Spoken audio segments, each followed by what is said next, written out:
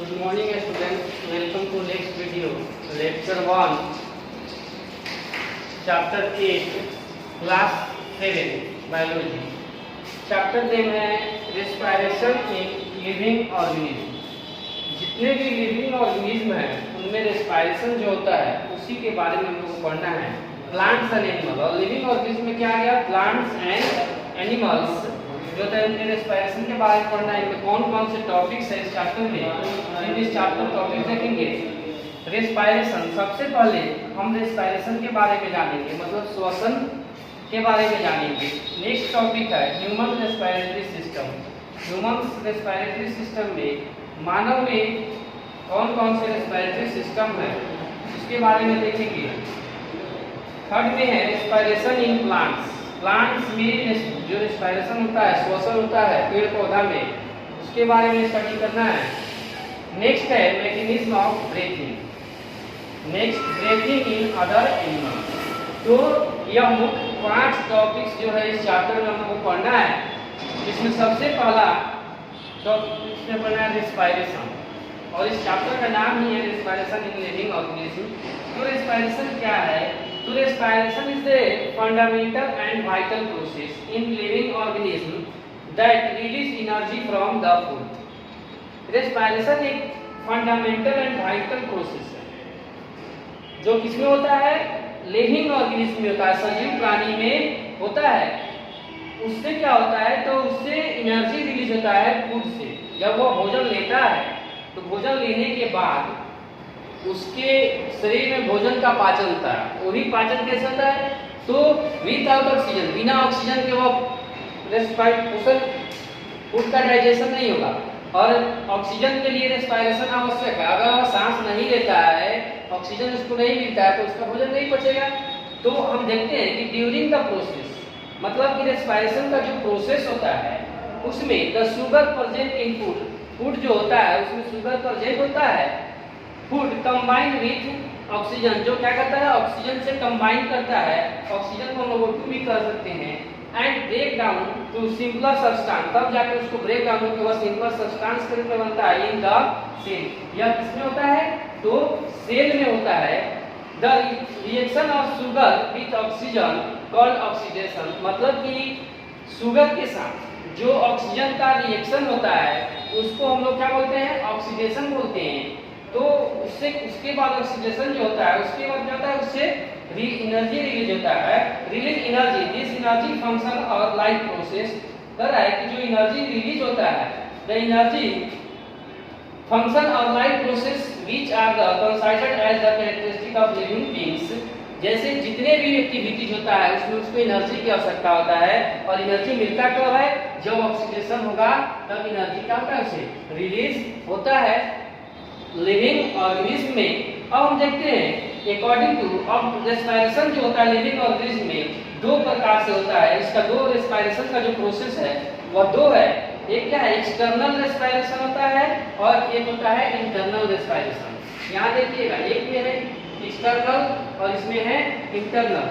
तो external respiration क्या होता है, तो इसमें ऑक्सीजन रहता है. एक्सटर्नल रेस्पिरेशन में होता है जैसे हम लोग सांस लेते हैं, ऑक्सीजन इंटर या गिव आउट कार्बन डाइऑक्साइड, यह एक्सटर्नल होगा.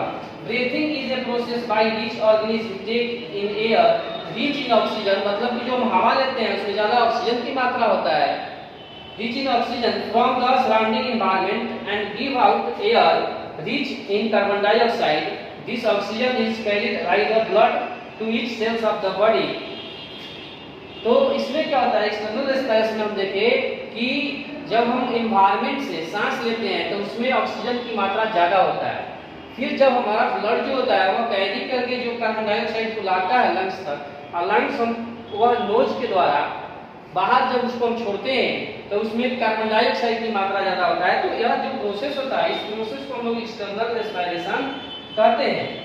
इंटरनल रेस्पिरेशन जो होता है यह सेल में होता है. इंटरनल रेस्पिरेशन क्या होता है, सेल में. In the cell the oxygen brought by the blood oxidise to the sugar present in the food. Food में जो शुगर प्रेजेंट होता है उससे ऑक्सीजन जब रिएक्ट करता है तो यह प्रोसेस जो होता है सेल में होता है, तब जाके एनर्जी रिलीज होता है. तो इंटरनल रेस्पिरेशन में क्या होता है, एनर्जी रिलीज होता है। एनर्जी क्या होता है, एनर्जी जो होता है वह रिलीज होता है। तो इस तरह हम जाने एक्सटर्नल और इंटरनल रेस्पिरेशन के बारे में। अब इंटरनल रेस्पिरेशन कहिए या इसको हम लोग सेलुलर रेस्पिरेशन भी कहते हैं, क्योंकि अब इसमें होता है इन द सेल, सेल में होने के कारण इसको लोग सेलुलर रेस्पिरेशन भी कहते हैं और इंटरनल रेस्पिरेशन भी कहते हैं। अब पढ़ेंगे हम लोग नेक्स्ट में एरोबिक एंड एनारोबिक रेस्पिरेशन।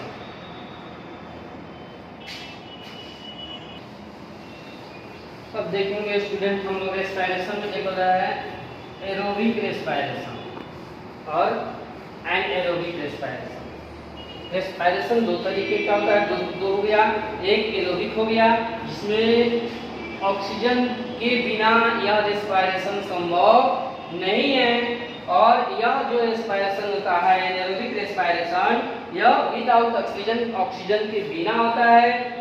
इसमें देखेंगे कि the process of respiration take place in the presence of oxygen. इसमें ऑक्सीजन क्या है, प्रेजेंस है, इसमें एब्सेंस ऑफ ऑक्सीजन होगा।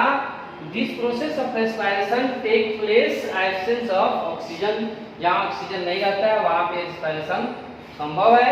ये respiration yeast and few bacteria, कुछ बैक्टीरिया में भी होता है। देखेंगे this process of respiration which release energy from the food, इस रेस्पिरेशन में भी एनर्जी रिलीज होता है in the absence of O2।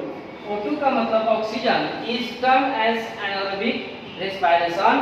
मतलब कि एनारोबिक रेस्पिरेशन में कैसे होता है, यह ऑक्सीजन के एब्सेंस में होता है, और यह किसमें होता है, तो ईस्ट एंड फ्यू बैक्टीरिया में होता है। जैसे यहाँ पे देखते हैं sugar, CO2 carbon dioxide, alcohol plus energy.